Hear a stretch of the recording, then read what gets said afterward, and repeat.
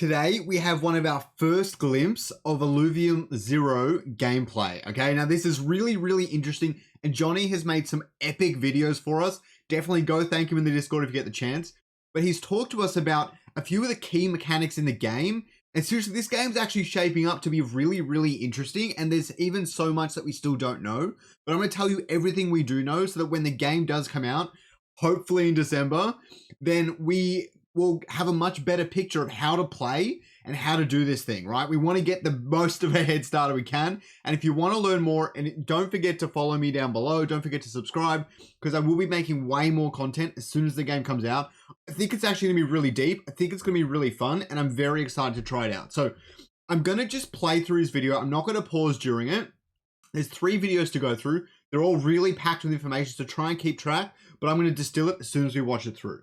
I wanted to just distill it without Johnny speaking about it, but there's just too much here.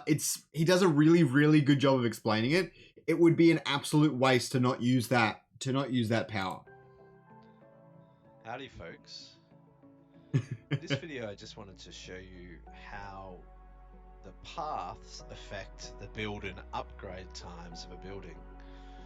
So if we select this carbon matter silo here and click the upgrade button, we can see that the upgrade time is 20 minutes. This silo is not connected to any paths. So if we build some paths. Oh, that's surprisingly easy. I don't know if they cost anything. Connecting that silo to the path system. Click upgrade again. We see the upgrade time is now down to 16 minutes. And the more surrounded by paths a building is, the more the effect. So if we move this across a little here, click the upgrade button again, we're now down to 15 minutes. You'll notice the returns are diminishing. So if, for example, we move this building into a place where it's completely surrounded by paths, we're down to 14 minutes. The long story short, to optimize build times, you should look to surround the buildings with as many paths as possible, but be mindful that completely surrounding a building is using up a lot of space and only giving you a small bonus. I love the way he explains this content. It's really, really awesome. But anyways, so what we saw there was with one path connected, it dropped at about 20%, from 20 minutes down to 16. 2 paths dropped at about 25%, down to 15 minutes. And then there was like 4 paths and it dropped at only another minute, down to 14 minutes. Now, that might be beneficial, especially in the early game. When you don't need all the space on your land, you can probably spam paths, especially if they're either cheap or don't cost anything at all. You'll probably surround every single building with paths just to get that bonus. But we're going to explore the adjacency and efficiency bonuses now, which might speak against that point. So let's jump into that one next.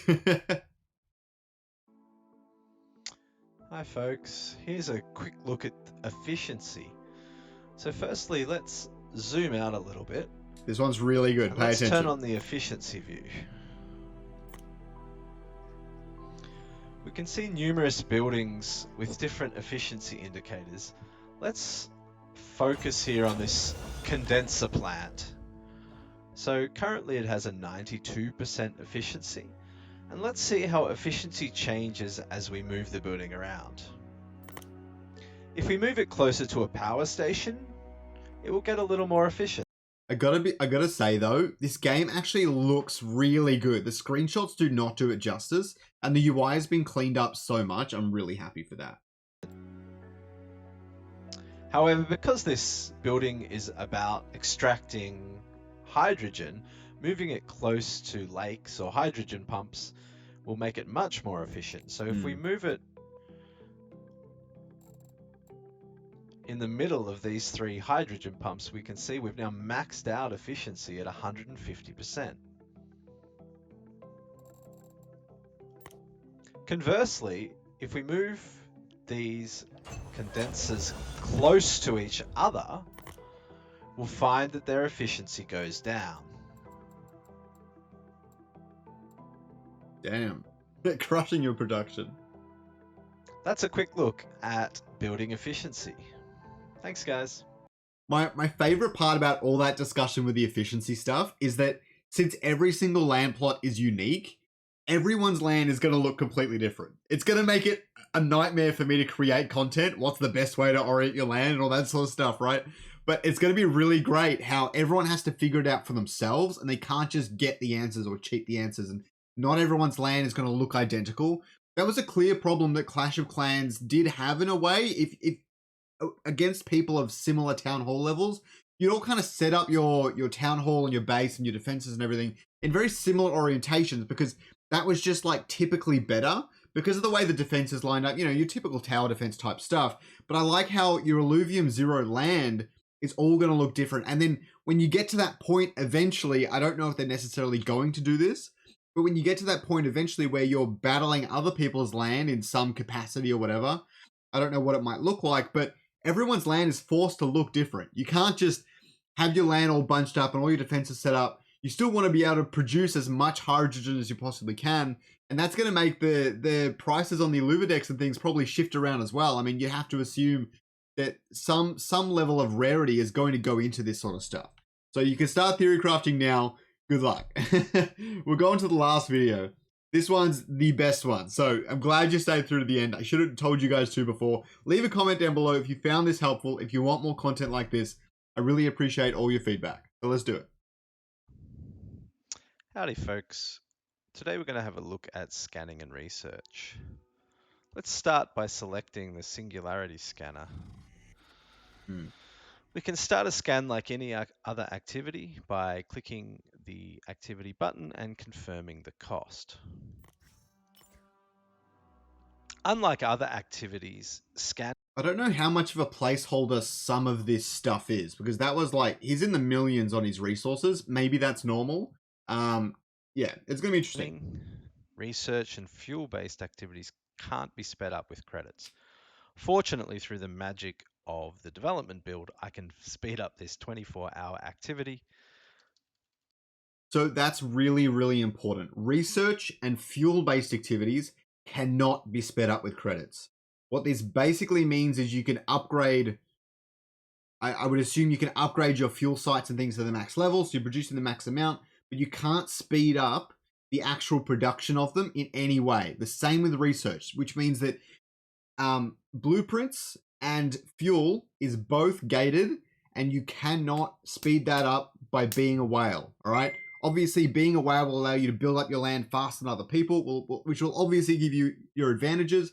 But if everyone's land is maxed out, it doesn't matter how much money you have, you're all going to research, you're all going to generate fuel at the same rate. So that's really, really important to keep mind of. So that you guys can see the result. Let's see what we got. We found Tiru. Tiru's so Do good. note that scanning is not always successful. Sometimes it may take 2, 3, or even more attempts to find alluvial biodata. I wonder what the chances. Once we have alluvial biodata, we can use it for research. But before we do that, let's have a look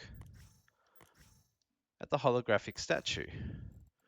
The holographic statue lets us display our alluvial biodata. We can click the structure, choose display, and pick the biodata we want to display. Okay. It looks so good. Displaying biodata will slightly increase the chances of finding other alluvials with an affinity that matches that of the displayed alluvial biodata. Let's now take a look at researching the biodata. Let's click our materials lab and click the research button. Again, we select the biodata we're interested in researching. We note here that our success rate is 100%. This is not typical, and again, is based on the magic of the development build.